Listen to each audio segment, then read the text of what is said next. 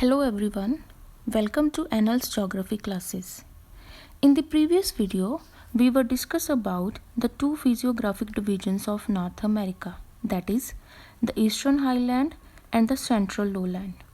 If you haven't watched that video, then please go to our channel and watch that video. In today's video, we are going to discuss about the next physiographic divisions of North America, that is, the Western Cordillera and the coastal plains.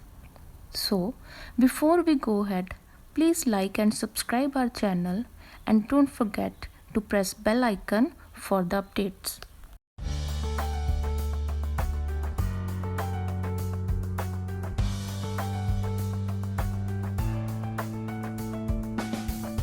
As we have already know that the relief of North America can be divided into four physiographic divisions, that is the Eastern Highland, the Central Lowland, the Western Cordillera and the coastal plain.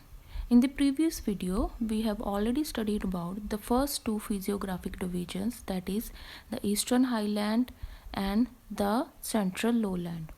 So, in this video, we are going to discuss about the next two physiographic divisions of North America, that is the Western Cordillera and the coastal plains. So let's start with the Western Cordillera. उत्तरी America के पश्चिमी भागों में फैली हुई महान पर्वतीय लड़ी को पश्चिमी कॉर्डिलेरा कहा जाता है. It extends from Bering Strait in the northwest direction to the south of Panama Canal. यह पर्वतीय लड़ी लगभग 7000 किलोमीटर लंबी है और इसकी चौड़ाई लगभग 320 किलोमीटर से 1750 किलोमीटर के बीच पाई जाती है. इन पर्वतीय लड़ियों की चौड़ाई मध्यवर्ती भागों में बहुत ज़्यादा पाई जाती है. पश्चिमी कॉर्डिलेरा के उत्तरी भागों में तहधार चट्टानें और दक्षिण भागों में अग्नि चट्टानें मिलती हैं. They form a highly complex system of young fold mountains which were formed by the recent alpine orogeny. The region experienced folding, faulting, igneous activities, and vertical uplift and subsidence, which resulted in the formation of a complex mountain system. Volcanic peaks, intermod plateaus, and basins. The region forms highest part of North America and runs north to south in the form of western and eastern mountain ranges, enclosing between them the intermod plateaus and basins. The Western Cordillera can be further divided into three parts, that is, the eastern range of Western Cordillera, the western range of Western Cordillera and the intermod plateaus of Western Cordillera. पश्चिमी Cordillera के सबसे पहले उपविभाग में पश्चिमी Cordillera की पूर्वी पर्वतीय लड़ियाँ आती हैं. इस उपविभाग में उत्तरी अमेरिका की सबसे लंबी पर्वतीय लड़ियाँ पाई जाती हैं. रॉकी पर्वत जिनमें से एक है. इसके अलावा इस उपभाग में Brooks Range, Mackenzie Mountains, Rocky Mountains और सियारा माद्रे ओरिएंटल पर्वतीय लड़ियाँ पाई जाती हैं. ब्रूक्स रेंज पश्चिमी कॉर्डिलेरा की पूर्वी पर्वतीय लड़ियों की सबसे पहली लड़ी को ब्रूक्स पर्वतीय लड़ी कहा जाता है. यह अलास्का के उत्तरी तट के समानांतर पूरब से पश्चिम दिशा की ओर फैली हुई है. इस पर्वतीय लड़ी की सबसे ऊंची चोटी माउंट डुनेक के नाम से जानी जाती है, जिसकी समुद्र तल से ऊंचाई लगभग 3060 मीटर है. यह पर्वतीय लड़ी के पूरब में मैकेंजी नदी बहती है. मैकेंजी माउंटेन्स पश्चिमी कॉर्डिलेरा की पूर्वी पर्वतीय लड़ियों की दूसरी प्रसिद्ध पर्वतीय लड़ी का नाम मैकेंजी पर्वतीय लड़ी है. यह पर्वतीय लड़ी ब्रूक्स लड़ी के दक्षिण पूर्व की ओर पाई जाती है. यह पर्वतीय लड़ी कनाडा की Yukon Territory, North West Territory और ब्रिटिश कोलंबिया प्रोविंसेस में पाई जाती है. इस पर्वतीय लड़ी की समुद्र तल से उत्तर की तरफ ऊंचाई 2700 मीटर और दक्षिण की तरफ ऊंचाई लगभग 3200 मीटर पाई जाती है. मैकेंजी पर्वतीय लड़ी की दक्षिण सीमा लियार्ड नदी द्वारा निर्धारित की जाती है, जो कि उत्तर दक्षिण दिशा की ओर बहती है. रॉकी माउंटेन्स पश्चिमी कॉर्डिलेरा की पूर्वी पर्वतीय लड़ियों की तीसरी सबसे प्रसिद्ध और सबसे ऊंची पर्वतीय लड़ी को रॉकी पर्वतीय लड़ी कहा जाता है। यह पर्वतीय लड़ी मैकेंजी पर्वतीय लड़ी की दक्षिण दिशा में पाई जाती है। रॉकी पर्वतीय लड़ियों में कितनी ही नदी घाटियाँ और दरार घाटियाँ पाई जाती हैं। रॉकी पर्वतीय लड़ी की समुद्र तल से औसत ऊंचाई लगभग 3000 मीटर है और माउंट एल्बर्ट यहाँ की सबसे ऊंची चोटी है, जिसकी ऊंचाई लगभग 4399 मीटर पाई जाती है। इसके अलावा माउंट ब्लांका यहाँ की दूसरी सबसे ऊंची चोटी है, जिसकी ऊंचाई लगभग 4364 मीटर पाई जाती है। These mountains are very high mountains with many ice-capped ridges separated by valleys, basins and plateaus. The Rockies in USA are broader and higher, enclose larger basins between various ranges and geologically more complex as compared to Canadian Rockies. Sierra Madre Oriental पश्चिमी Cordillera की पूर्वी पर्वतीय लड़ियों की सबसे आखिरी पर्वतीय लड़ी को सियारा माद्रे ओरिएंटल कहा जाता है, जो कि मेक्सिको में पाई जाती है। यह पर्वतीय लड़ी रॉकी पर्वतों के दक्षिण की ओर, गल्फ और मेक्सिको के पश्चिम की ओर और मेक्सिको में पूर्व की ओर पाई जाती है। It extends from north to south.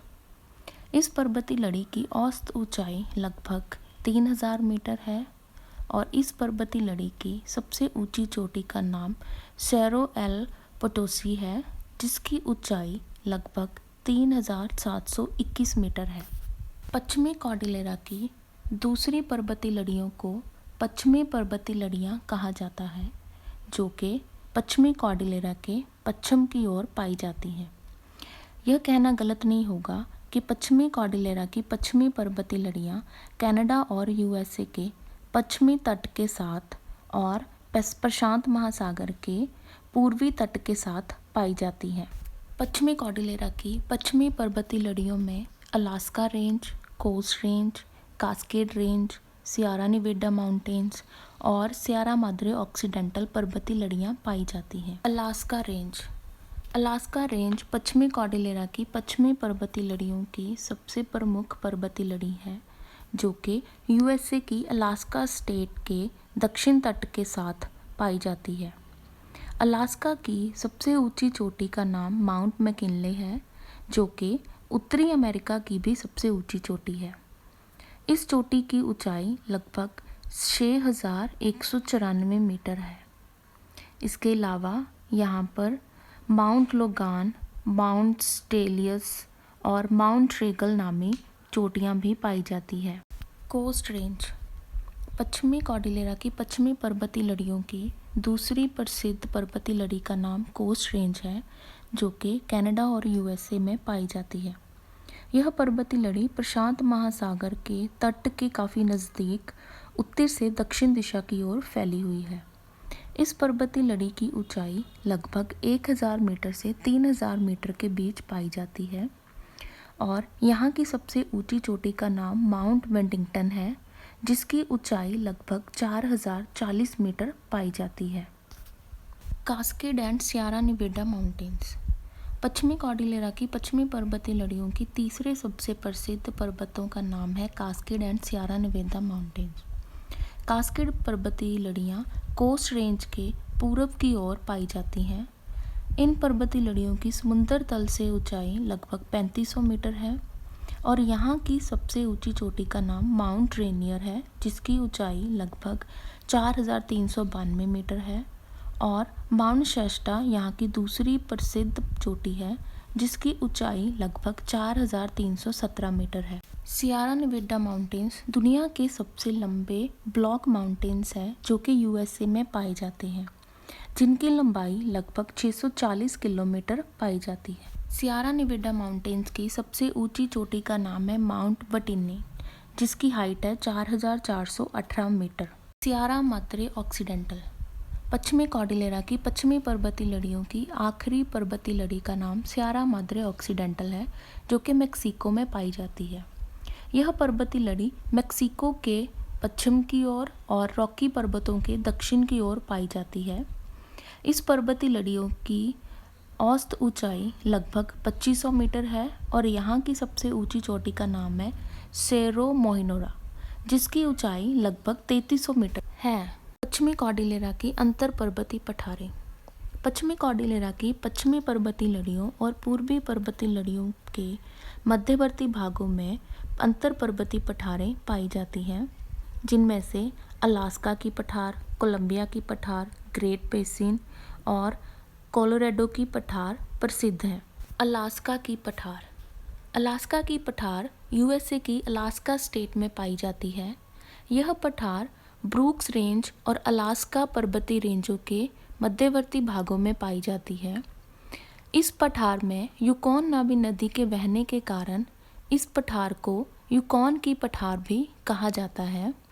इस पठार की औसत ऊंचाई लगभग 900 मीटर है और क्षेत्रफल लगभग 43,234 वर्ग किलोमीटर है। यहाँ पर काफ़ी सारे ज्वालामुखी पाए जाते हैं और बहुत सारे मिनरल रिसोर्स भी पाए जाते हैं। कोलंबिया की पठार। कोलंबिया की पठार पश्चिमी कॉर्डिलेरा के अंतर पर्वतीय पठारों की दूसरी सबसे प्रसिद्ध पर्वतीय पठार है। यह पठार कास्केड माउंटेन्स, कोस्ट माउंटेन्स और रॉकी पर्वतों के मध्यवर्ती भागों में पाई जाती है। इस पठार का विस्तार ब्रिटिश कोलंबिया, वाशिंगटन और ओरेगन स्टेट्स में है। इस पठार का क्षेत्रफल लगभग 4,62,500 वर्ग किलोमीटर है और इसकी समुद्र तल से औसत ऊंचाई लगभग 1500 से 2000 मीटर के बीच पाई जाती है। The surface of this plateau is dissected by rivers. Columbia की पठार के मध्यवर्ती भागों में सक्रिय ज्वालामुखी पाए जाते हैं। इस पठार की अग्नि चट्टानों में तांबा, चांदी और सोने के भंडार पाए जाते हैं। कोलंबिया की पठार की मिट्टियाँ काफ़ी उपजाऊ हैं। कोलोराडो प्लेटो। कोलोराडो की पठार पश्चिमी कॉर्डिलेरा की अंतर पर्वतीय पठारों की तीसरी प्रसिद्ध पठार है, जो कि ग्रेट बेसिन पठार के दक्षिण की ओर पाई जाती है। यह पठार यूएसए की ओटाह और एरिज़ोना स्टेट्स में फैली हुई है। इस पठार की समुद्र तल से ऊंचाई लगभग 1500 से 3000 मीटर तक पाई जाती है। इस पठार का कुल क्षेत्रफल लगभग 3,86,242 वर्ग किलोमीटर है। इस पठार के मध्यवर्ती भागों में दुनिया की सबसे प्रसिद्ध कोलोराडो नदी बहती है, जिस द्वारा संसार की सबसे गहरी घाटी का निर्माण किया जाता है, जिसे ग्रैंड कैनियन भी कहा जाता है। ग्रैंड कैनियन की गहराई लगभग 1600 मीटर तक पाई जाती है। प्लेटू of great basin. Great basin की पठार पश्चिमी कॉर्डिलेरा की अंतर पर्वतीय पठारों की प्रसिद्ध पठार है, जो कि सियारा निवेदा और रॉकी पर्वतों के मध्यवर्ती भागों में पाई जाती है। इस पठार की समुद्र तल से औसत ऊंचाई लगभग 1000 से 2000 मीटर के बीच पाई जाती है और इस पठार का क्षेत्रफल लगभग 5,25,000 वर्ग किलोमीटर है। इस पठार के अंतर्गत ओरेगन, निवेदा, ओटाह और ईडो स्टेट्स आती हैं। इस पठार के इनलैंड ड्रेनेज सिस्टम का विकास हो चुका है और यहाँ पर बहने वाली छोटी छोटी नदियाँ ग्रेट सॉल्ट लेक में जाकर मिल जाती हैं। ग्रेट बेसिन की पठार के पूर्वी भागों में Bear Lake, Great Salt Lake, Sevier Lake, Bonneville Lake और पश्चिमी भागों में ईगल लेक, कामल लेक पाई जाती हैं। मैक्सिकन प्लेटो। मैक्सिको की पठार पश्चिमी कॉर्डिलेरा के अंतर पर्वतीय पठारों की सबसे आखिरी पठार है, जो कि मैक्सिको में पाई जाती है। यह पठार कोलोराडो पठार के दक्षिण में पाई जाती है और सियारा माद्रे ओरिएंटल और ऑक्सीडेंटल माउंटेन्स के मध्यवर्ती भागों में पाई जाती है। इस पठार की ऊंचाई लगभग 1000 से 2000 मीटर के बीच पाई जाती है और इस पठार का क्षेत्रफल लगभग 6,01,882 वर्ग किलोमीटर है। The coastal plain. तटवर्ती मैदान उत्तरी अमेरिका की सबसे आखिरी फिजियोग्राफिक डिवीज़न है। उत्तरी अमेरिका के पूर्वी भागों में अपलांशियन पर्वत और समुद्री तटों के विचकार लंबे और चौड़े तटवर्ती मैदान पाए जाते हैं। इन तटवर्ती मैदानों की लंबाई लगभग 1500 किलोमीटर है और चौड़ाई 60 से 300 किलोमीटर के बीच पाई जाती है। इन तटवर्ती मैदानों की चौड़ाई दक्षिण दिशा की ओर बढ़ती जाती है। अपलांशियन पर्वतों के पठारी भागों में से कितनी ही नदियाँ निकलकर पूरब से पश्चिम दिशा की ओर बहती हैं। हडसन, मोहवक, जेम्स यहाँ की प्रसिद्ध नदियाँ हैं। उत्तरी अमेरिका के पश्चिमी भागों में तटवर्ती मैदानों में कमी पाई जाती है। इन भागों में कटे फटे और चौड़े मैदान उत्तर से दक्षिण दिशा की ओर फैले हुए हैं। पश्चिमी तटवर्ती क्षेत्रों के साथ उत्तर से दक्षिण दिशा में फैली हुई कितनी ही पर्वतीय लड़ियाँ महाद्वीपों के अंदरूनी भागों में चलने वाली पवनों के लिए रोधक का काम करती हैं। इन तटवर्ती भागों में कितनी ही पर्वतीय लड़ियाँ और कितनी ही घाटियाँ मिलती हैं, जैसे Cascade Range, coast Range. California की घाटी भी इसी तट के साथ पाई जाती है।